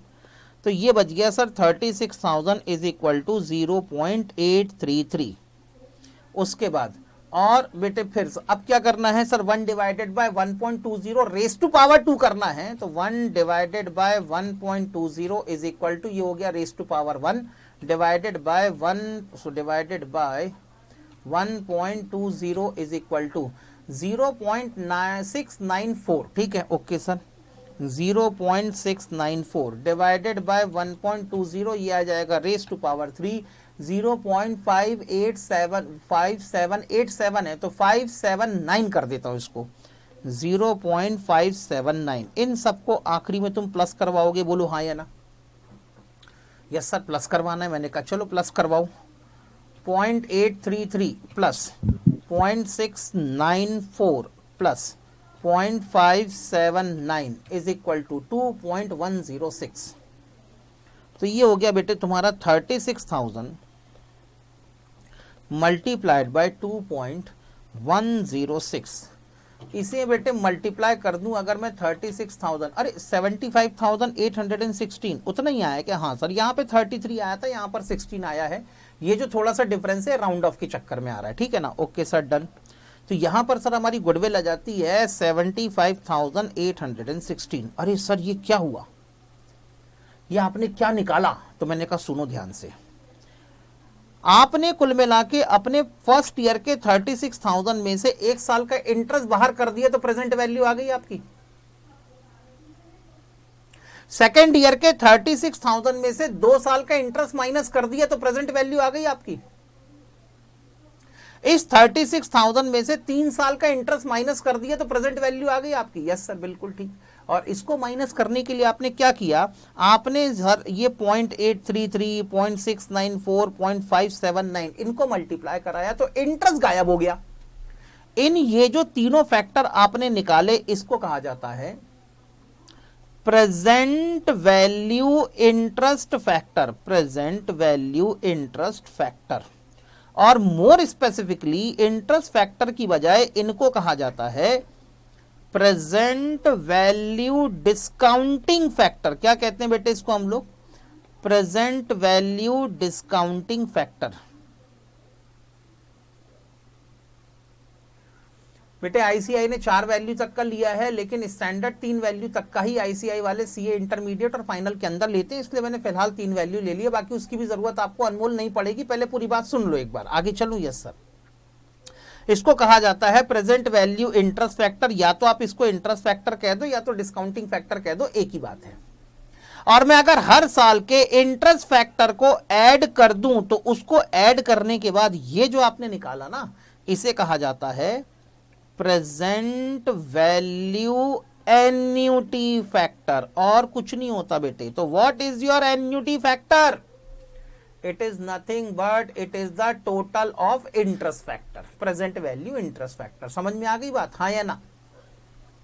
तो और एन्युटी फैक्टर नाम की कोई चीज नहीं होती। अब आप बोलो कि एन्युटी फैक्टर कोई बड़ा भारी तमाशा होता है, कोई बड़ा भारी चीज होती है, तो कुछ नहीं होता। हर साल के आपके प्रेजेंट वैल्यू इंटरेस्ट फैक्टर को आप ऐड कर दो, तो ऐड करने के बाद जो फाइनली एक वैल्यू आएगी उसे कहा जाता है एन्युटी फैक्टर। तो सर क्या ये एन्युटी फैक्टर आपको हमको हर बार निकालना पड़ेगा? निकालना ही पड़ा तो कौन सी बड़ी बात है।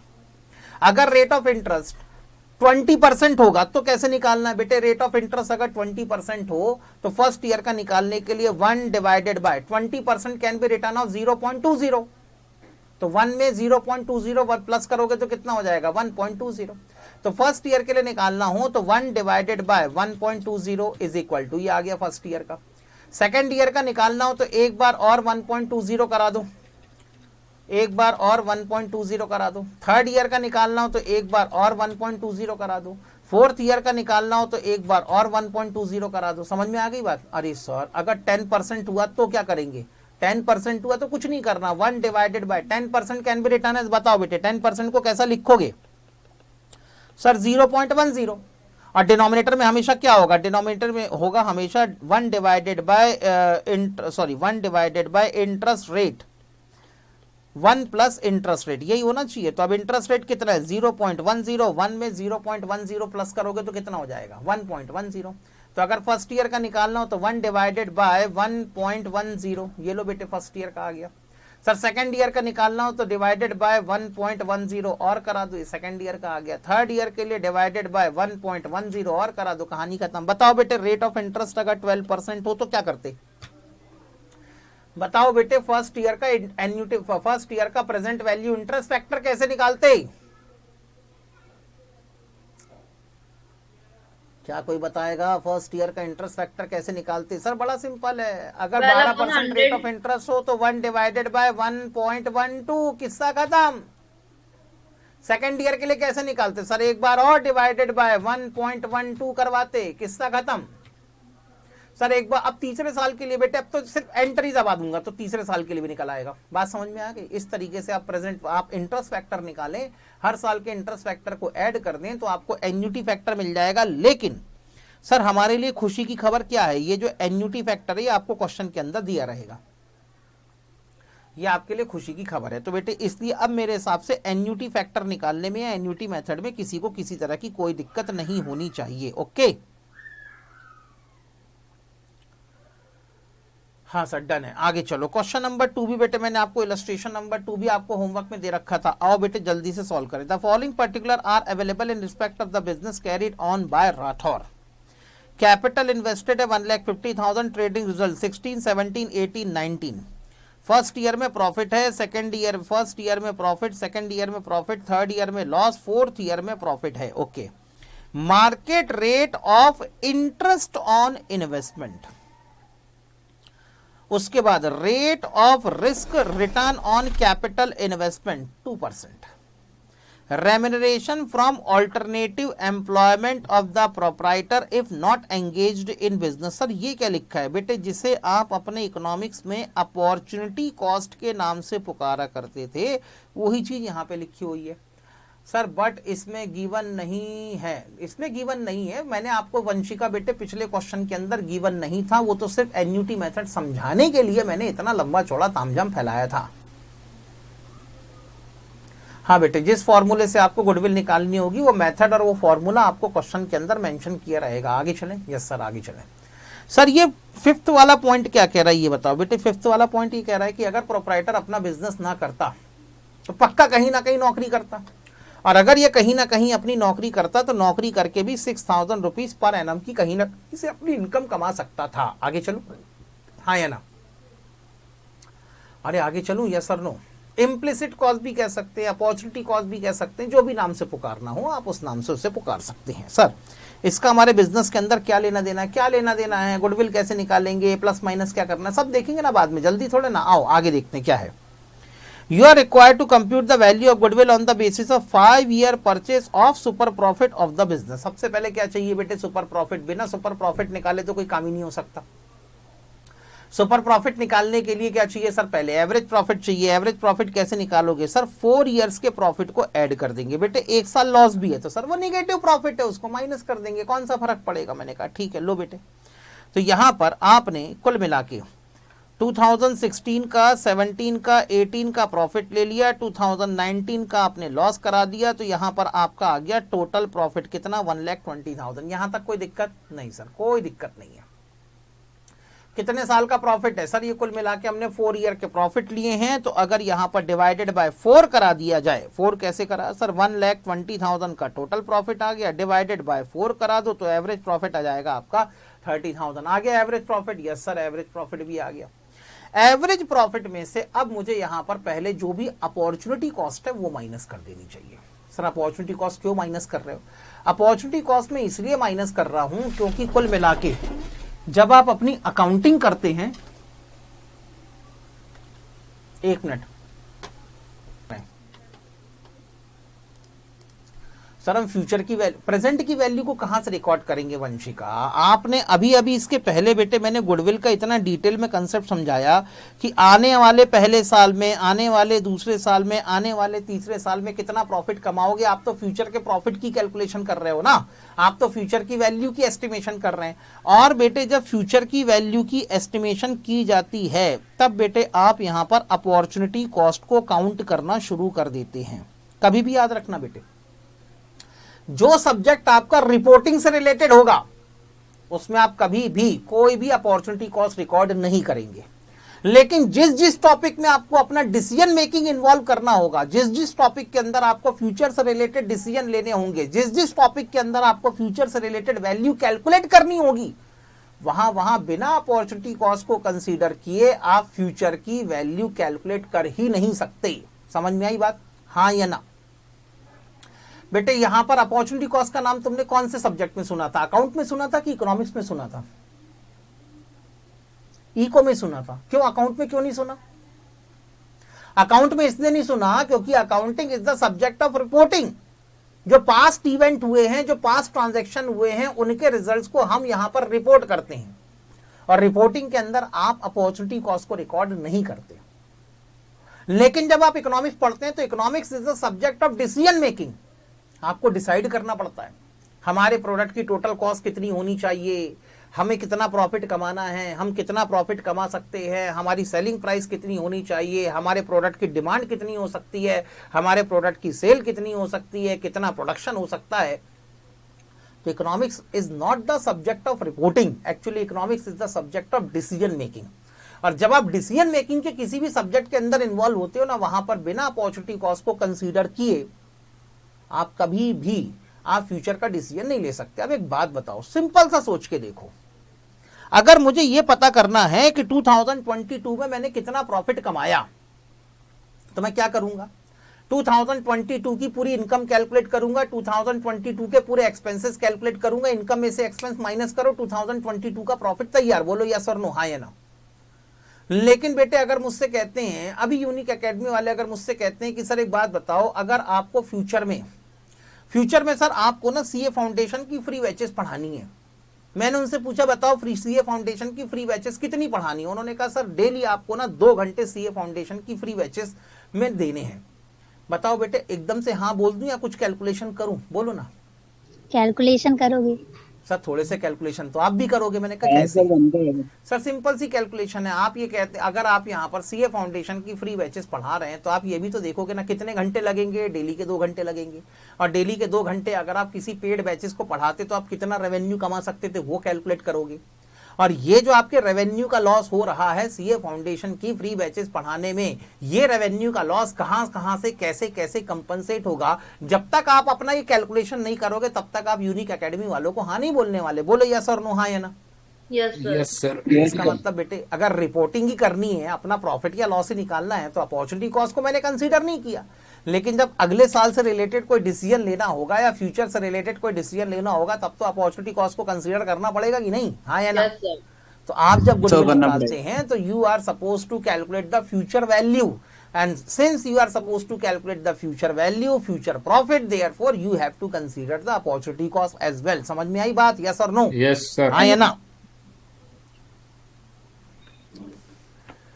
इसीलिए बेटे यहां पर अपॉर्चुनिटी कॉस्ट को माइनस किया जाएगा। और अपॉर्चुनिटी कॉस्ट कितनी है सर, हर साल की 6,000 रुपीज की अपॉर्चुनिटी कॉस्ट को माइनस कर दो, तब जाके आएगा आपका एवरेज मेंटेनेबल प्रॉफिट। समझ में आई बात।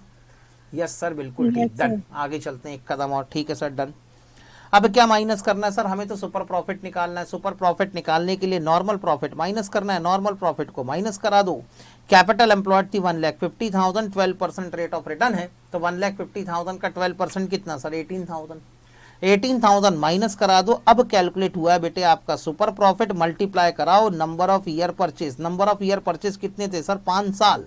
तो आपकी गुडविल कैलकुलेट हो जाएगी 30,000 की। अब समझ में आ गया बेटे? Illustration Yes, number 2। किसी को कोई डाउट हो तो बताएं। अरे किसी को कोई डाउट है क्या? नहीं सर, नहीं कोई सर। डाउट नहीं है। चलो अब आगे चलते हैं। सर गुडविल कैसे कैलकुलेट करनी है ये तो आपने सिखा दिया सर। अपॉर्चुनिटी कॉस्ट तो पर एनम है, उससे सबका सबसे लेस। हाँ, वैभव ने सवाल पूछा बेटे। सर अपॉर्चुनिटी कॉस्ट तो पर एनम है, तो उसे सब में से लेस होना चाहिए। बिल्कुल बेटे गौरव, सब में से लेस होना चाहिए। यही तो मैं सोच रहा था कि ये वाला डाउट अभी तक क्यों नहीं आया। आओ बेटे सब में से लेस करें। बताओ बेटे फर्स्ट ईयर का 2016 का प्रॉफिट कितना? गौरव बोलो। 2016, 2017, 2018, 2019। गौरव बेटा बोलो। 2016 का सर 40, 36। ओके, इस साल का प्रॉफिट है 40,000, इस साल का प्रॉफिट है 36,000। थर्ड ईयर में तो लॉस हो गया 6,000 का। मैंने कहा ये लो, थर्ड ईयर में 6,000 का लॉस हो गया। फोर्थ ईयर में सर प्रॉफिट हुआ है 50,000 का। सर हर साल में से ना आप रेम्यूनरेशन माइनस करो। मैंने कहा ठीक है, ये लो, हर साल में से मैं रेम्यूनरेशन माइनस कर देता हूँ। यहाँ से भी 6,000 माइनस, यहाँ से भी 6,000 माइनस, यहाँ से भी 6,000 माइनस, यहाँ से भी 6,000 माइनस। अब बताओ बेटे प्रॉफिट कितने हो गए? सर ये हो गया 34,000, ये हो गया सर 30,000, ये हो गया बेटे 12,000 नेगेटिव, और ये हो गया सर 44,000। मैंने कहा बेटे अब इन सब की एवरेज निकालो। देखो बेटे एवरेज कितनी आती है। बोला बेटा लवकर। Yes sir. सर देखो फिर वही बात, क्वेश्चन कौन सॉल्व कर रहा है सर? आप। 96। हाँ, क्वेश्चन सॉल्व कर रहे हैं बेटे, वही तो समझाने की कोशिश कर रहा हूँ, लेकिन वैभव को वो चीज एकदम से दिखी नहीं है, इसलिए वैभव के लिए थोड़ा सा डिटेल में काम करना पड़ेगा। प्लस 44,000 सर टोटल प्रॉफिट आया है 96,000, डिवाइडेड बाय 4 करा दो तो सर एवरेज प्रॉफिट आया है 24,000 रुपीज का। डन। मैंने कहा इसमें से बेटे नॉर्मल रिटर्न माइनस कराओ तो सर 1,50,000 की कैपिटल एम्प्लॉयड, इसका 12% normal return 1,50,000 into 0.12 is equal to 18,000। तो बताओ बेटे सुपर प्रॉफिट कितना आया? 6,000 वैभव मेरे भाई, 6,000। वैभव मेरे भाई कहाँ हो? बताओ सुपर प्रॉफिट कितना आया? 6,000। सर सुपर प्रॉफिट आया 6,000। ओह माय गॉड, ऐसे भी 6,000 आया और ऐसे भी 6,000 आया। How is it possible? Sir यहां पर भी 6,000 ही आया सर, यहां पर भी 6,000 ही आया। How is it possible? तो वैभव बेटे याद करो अपनी स्टैटिस्टिक्स की पहली क्लास, जब आपके स्टैटिस्टिक्स वाले टीचर ने आपसे कहा होगा कि अगर एक कांस्टेंट वैल्यू को हर एक वैल्यू में से माइनस कराया जाए तो आपका अरिथमेटिक मीन भी उतने से कम हो जाएगा। ऐसा कुछ सिखाया था कि नहीं सिखाया था? ऐसी कोई प्रॉपर्टी थी? Yes sir. Yes sir. तो बस बेटे वही काम तो यहाँ पर भी हुआ है। वैभव याद आ गया सर? हाँ सर एग्जाम में अपन का फॉर्मेट यही शिफ्ट रहता ऑफ है कि ओरिजिन। हाँ मतलब इसको शिफ्ट ऑफ ओरिजिन कह दो या चेंज ऑफ, मतलब चेंज ऑफ स्केल तो कर दूसरा होता था, स्लोप को बदलने वाली बात होती थी। इस it is known as what? Shift of origin. Change in origin and change in scale नहीं बेटे, अगर आप हर एक वैल्यू को प्लस करते हैं या माइनस करते हैं तो उसे कहा जाता है चेंज इन ओरिजिन, और अगर आप किसी वैल्यू को मल्टीप्लाई करते हैं या डिवाइड करते हैं तो उसे कहा जाता है चेंज इन स्केल। याद आया? यस हाँ सर। Sir done. सर इसका जो फॉर्मेट है अपन को ऐसा मैथ्स का करना है ही कि डर अपन है सर। अब डायरेक्ट बेटे वो फॉर्मूला तुम कर लें। देखो तुम्हारा काम है, ठीक है ना? हाँ आगे चलते हैं, क्योंकि अगर उस पर अभी डिस्कशन करने जाऊंगा तो फिर बीच में कोई टोक देगा अभी एक्सक्यूज मी सर कि सर आप पढ़ाना चालू करो। बेकार है बेटे, मैं टोका टाकी में यकीन नहीं रखता। आगे चलो तो बेटे वैभव ऐसे माइनस करो या वैसे माइनस करो। सर। एवरेज निकालने के बाद या तो एक बार माइनस करवा देना या हर साल के प्रॉफिट में से, हर साल के प्रॉफिट में से माइनस करवाना, एक ही सर। बात है। आगे चलूं? Yes sir. सर अगला अनमोल टॉपिक कुछ क्या है बोल सर? रहा अगला टॉपिक है accounting treatment of goodwill. Sir को नहीं सुनाई दे रहा। स्पीकर बंद है। अगला टॉपिक है बेटे sir. Accounting treatment of goodwill. Sir sir accounting treatment of goodwill में हम क्या सीखने वाले हैं? कुछ नहीं बेटे, अकाउंटिंग एंट्री सर कैसे सुनाई बनाया नहीं दे जाए। रहा आपको? आपको हमारी बातें नहीं सुनाई दे रही? अच्छा मेरा स्पीकर ही बंद है क्या?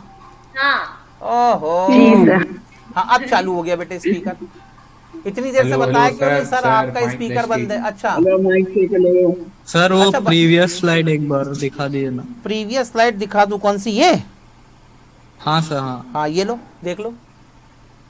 सर जो इसमें मॉड्यूल में फॉर्मेट दिया अपन को वैसा करना है कि अपन डायरेक्ट फॉर्मूले से आंसर निकाल अरे के तुम दिखा सीधे सकते हैं। फॉर्मूले से आंसर निकालो ना मॉड्यूल में। तो मैथ्स में मॉड्यूल में कैलकुलेशन करते हैं अपन वैसे ही दिखा देना हाँ कि बिल्कुल सॉल्यूशन है। बिल्कुल बिल्कुल बिल्कुल ये कहीं टेबल कोई समझने दिक्कत नहीं आ रहा नहीं नहीं है तुम सर। अपने हिसाब से कैलकुलेशन लिखो ना, कोई दिक्कत नहीं है उसमें।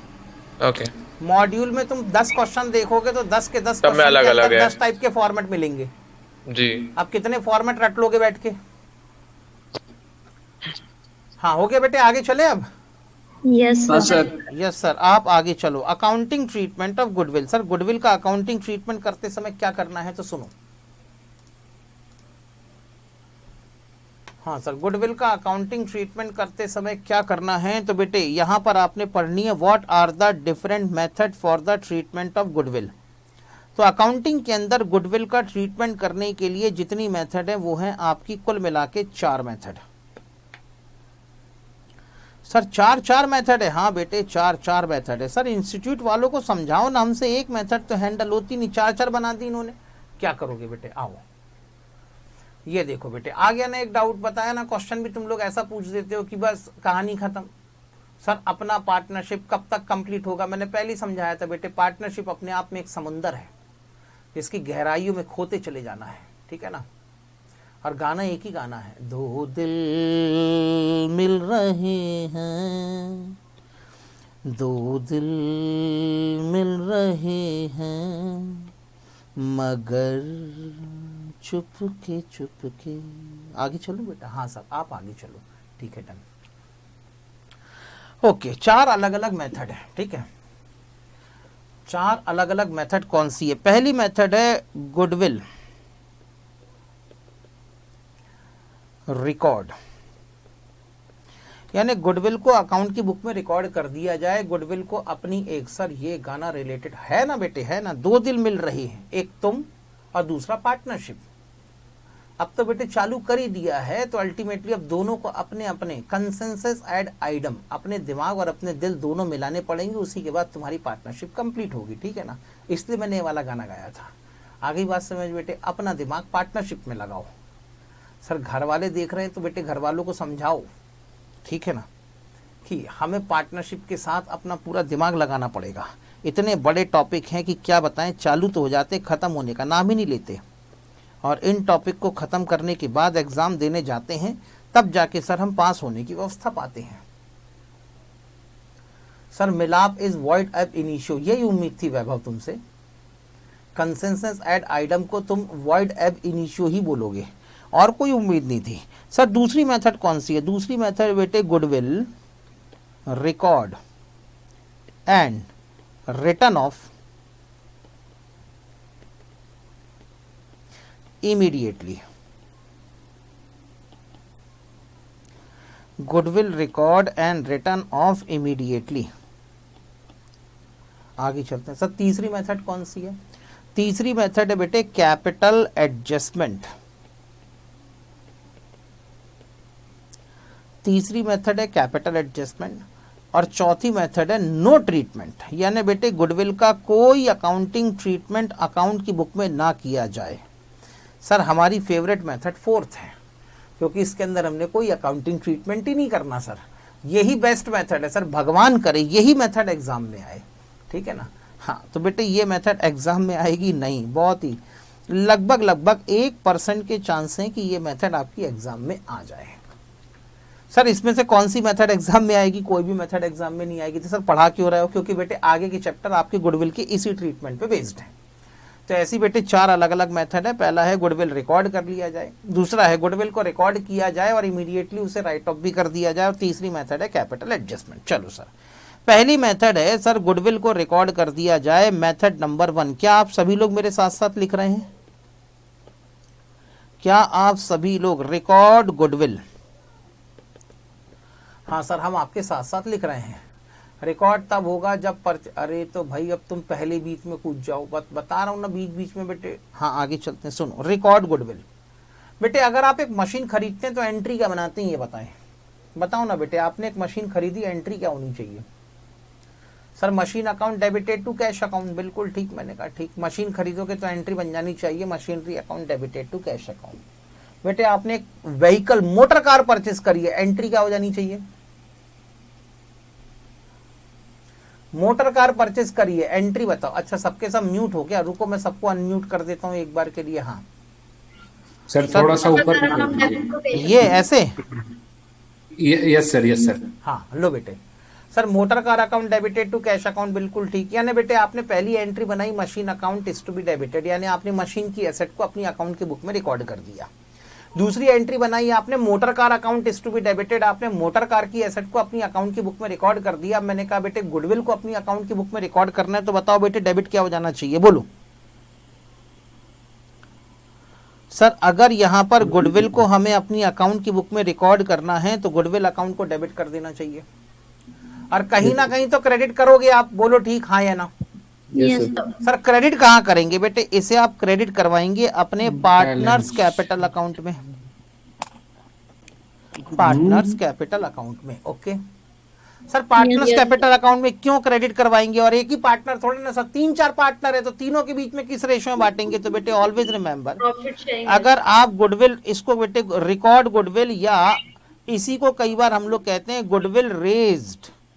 अब बेटे शायद आपको नाम समझ में आ गया होगा कि इसको गुडविल रेज्ड क्यों कहा जाता है, क्योंकि आप अपनी अकाउंट की बुक में गुडविल की वैल्यू को बढ़ाना शुरू कर देते हैं, रिकॉर्ड करना शुरू कर देते हैं। तो सर इसे पार्टनर्स के बीच में किस रेशो में बांटा जाए? तो बेटे मैंने कहा पार्टनर्स के बीच में इसे हमेशा ओल्ड प्रॉफिट शेयरिंग रेशो में डिस्ट्रीब्यूट करवा देना। बस कहानी खत्म। क्या बात कर रहे हो? हाँ सर बस इतना सा, हाँ बस इतना सा, और कुछ नहीं, और कुछ नहीं।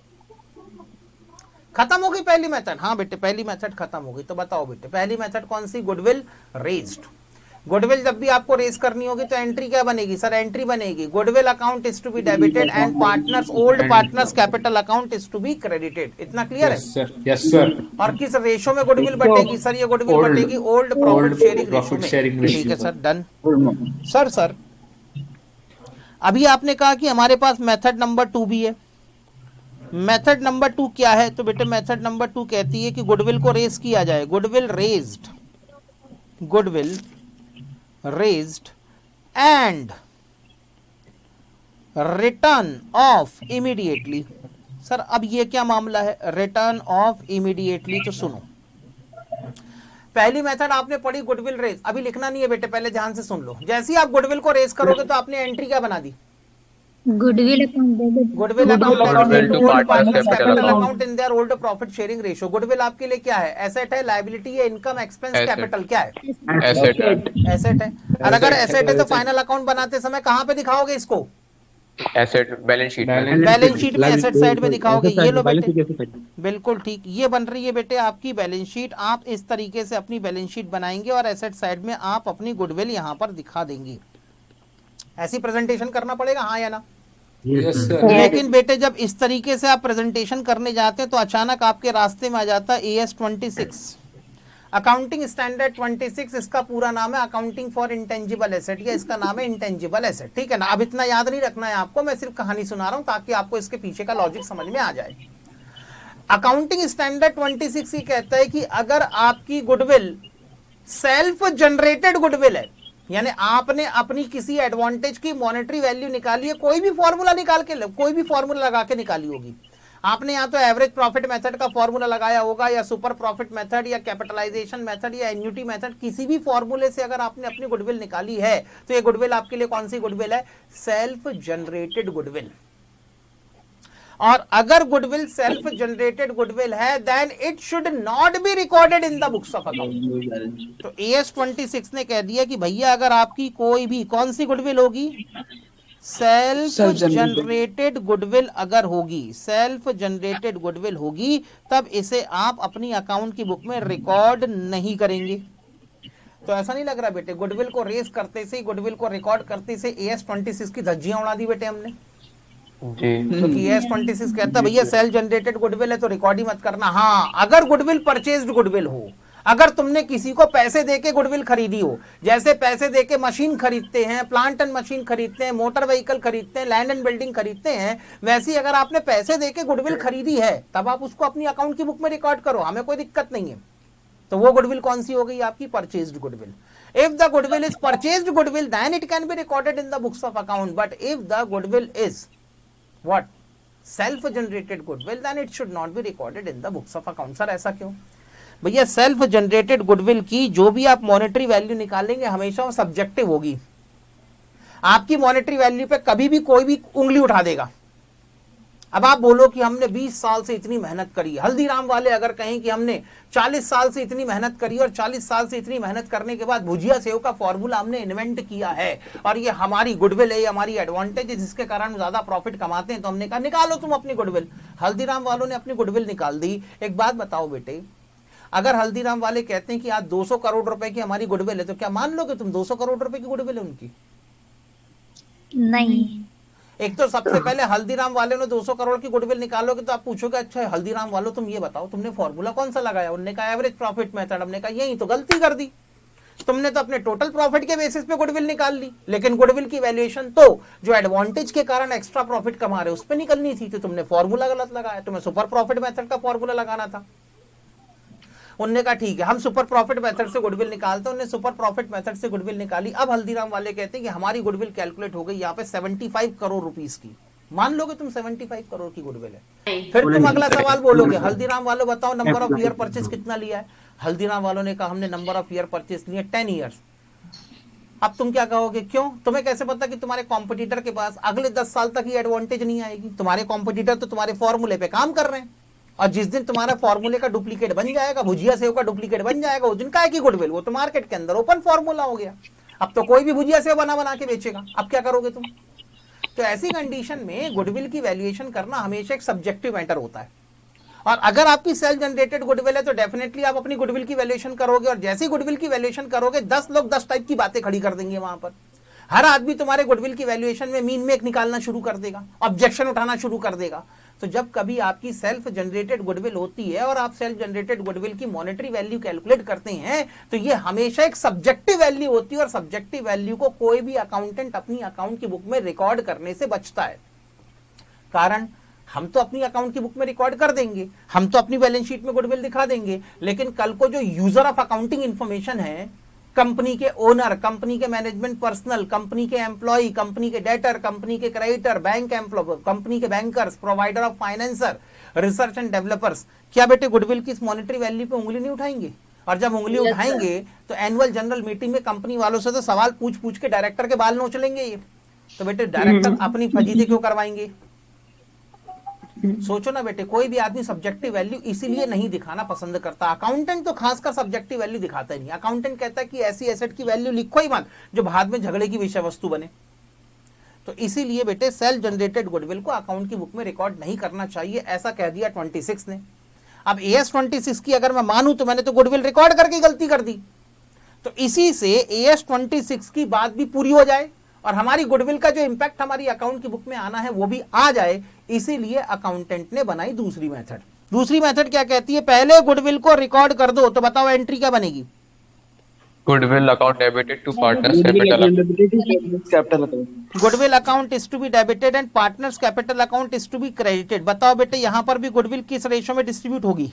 Old profit sharing ratio.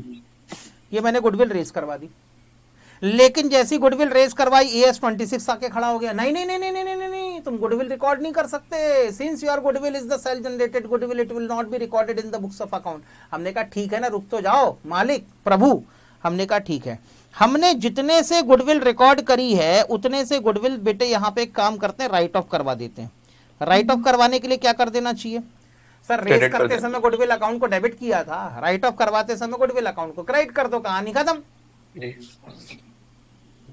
Sir goodwill account को क्रेडिट करवा दो। अब क्रेडिट करवाओगे तो डेबिट क्या करवाओगे? सर डेबिट करवाएंगे sir partners capital account. Partners capital account. account। लेकिन न्यू शेयरिंग रेशो में। हाँ, न्यू पीएस। जब बेटे आप इस गुडविल को राइट ऑफ करें तो किस रेशो में राइट ऑफ करेंगे आप? New profit New profit ratio share। में राइट ऑफ करेंगे। डन, हाँ या ना? डन। जी सर। हाँ, आगे चलते हैं। अब एक एग्जांपल ले लेता हूं मैं यहाँ पर। हाँ सर, ले लो बेटे। एग्जांपल के लिए मान लो कि आपने अपनी गुडविल की कैलकुलेशन करी है 5 लाख रुपीस। गुडविल का निकाल, अब जो भी फॉर्मूला लगाया होगा आपने अपनी गुडविल निकाल ली 5 लाख रुपए की। Done, yes sir. ठीक है sir, done, okay.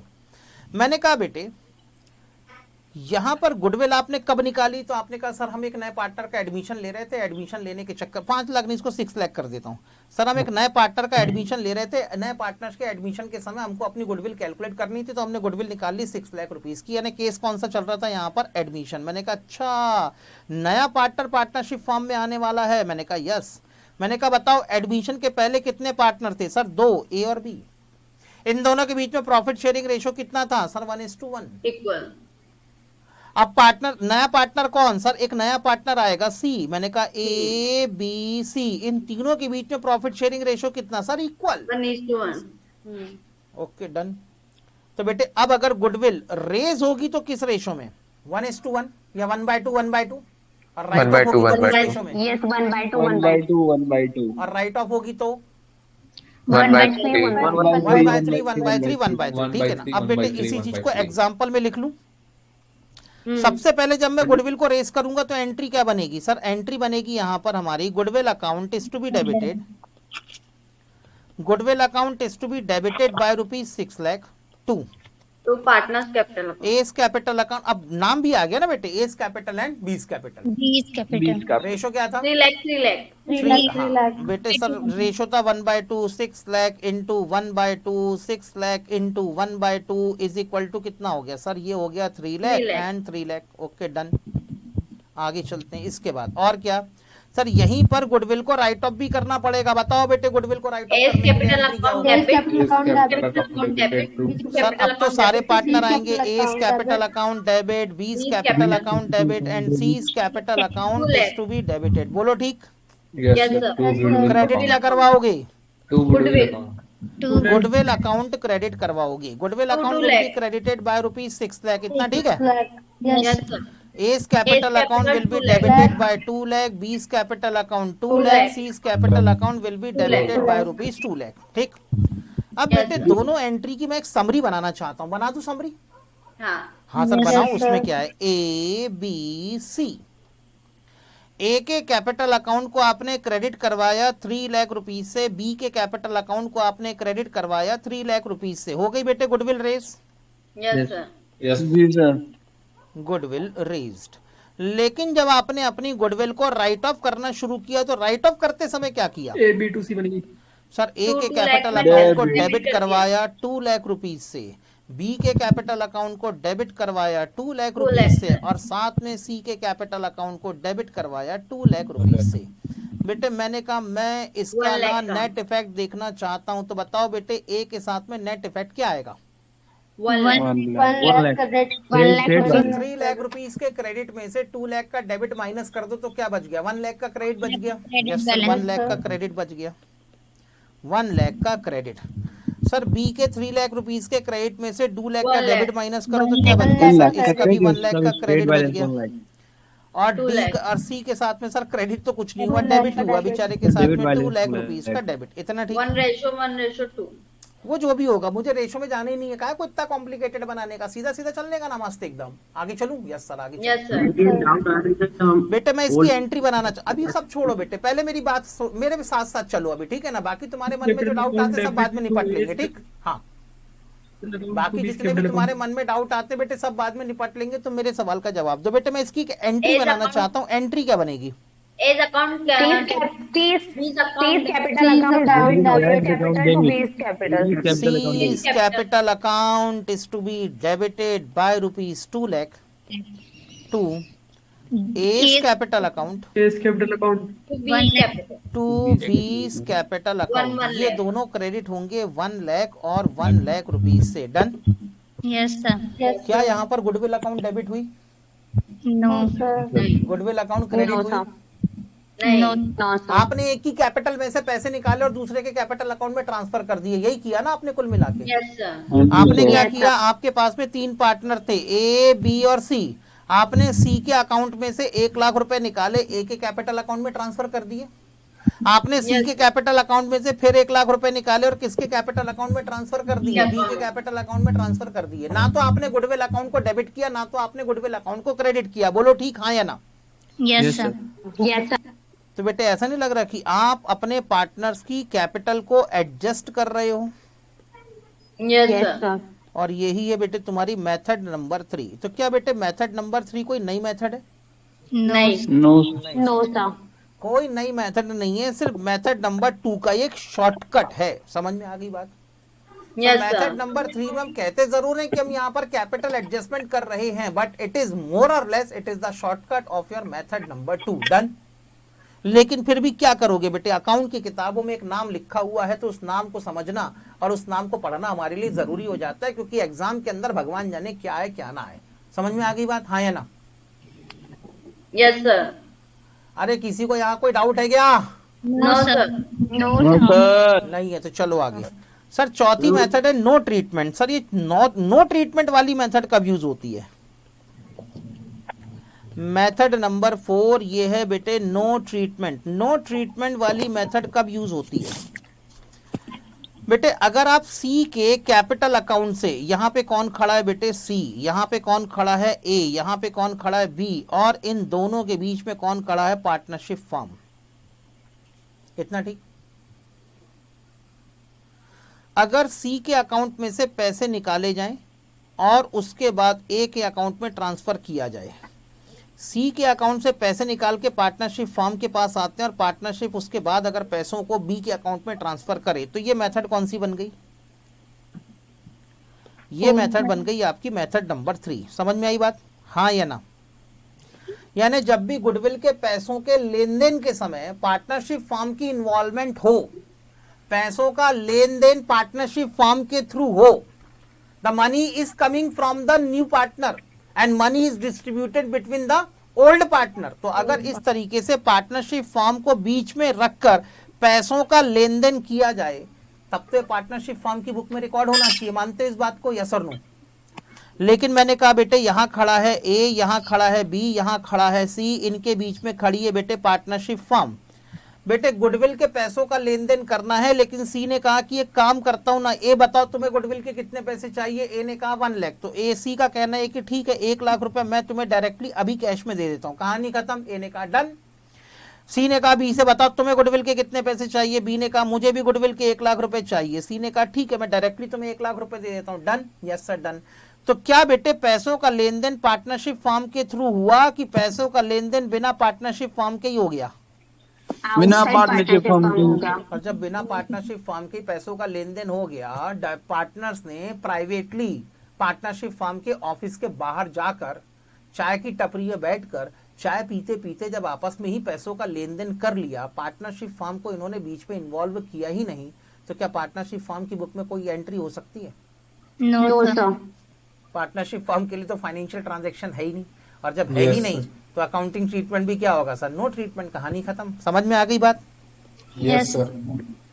Yes sir done. Sir हमने कौन सी मेथड को यूज करना है ये कैसे पता चलेगा? ये बेटे आपके क्वेश्चन में लिखा रहेगा। पहली बात तो आपको गुडविल रेज करनी है, या गुडविल रेज करके राइट ऑफ करनी है, या आपको कैपिटल एडजस्टमेंट करना है, या अगर गुडविल प्राइवेटली प्लेस्ड है तो इसका कोई ट्रीटमेंट नहीं करना, ऐसा तो क्वेश्चन के अंदर लिखा रहता है सर। लेकिन अगर मान लो नहीं लिखा रहा, तो अगर नहीं लिखा रहा तो आपके लिए बाय डिफॉल्ट अजम्पशन कौन सी होगी? Capital adjustment. Method 3.